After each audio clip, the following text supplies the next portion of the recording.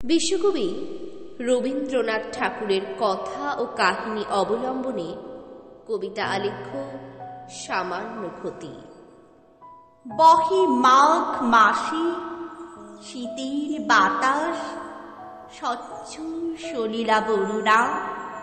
পুরী হতে দূরে গ্রামে নির্জনে, শিলাময়ী ঘাট চম্পক বনে।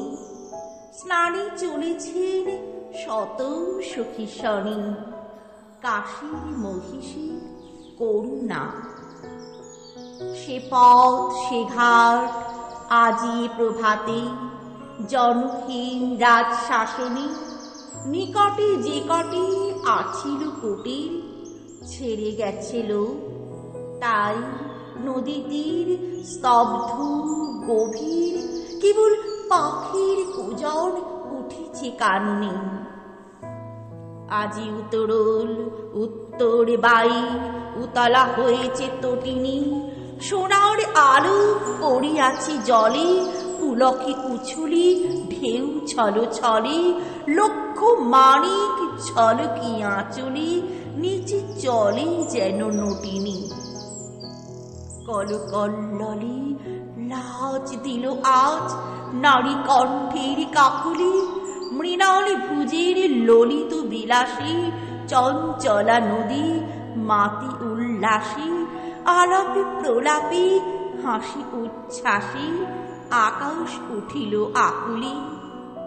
স্নান সমাপন করিয়া যখন কুলে উঠে নারী সকলি, মহিষী কহিলা উহু শীতে মরি, সকল শরীর উঠেছে শিহরি।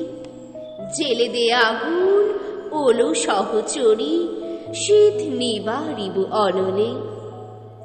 সখীগণ সবে কুড়াইতে কুটা, চলিল কুসুম কাননে।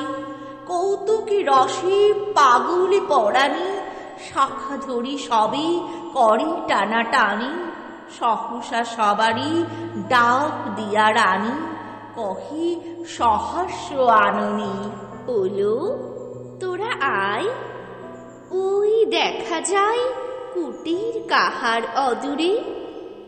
ওই ঘরে তোরা লাগাবি অনল, তপ্ত করিব কর পদতল। হেত বলি রানী রঙ্গে বিহল, হাসিয়া উঠিল মধুরে। কহিল মালতী সকরুণ অতি, এ কি পরিহাস রানীমা।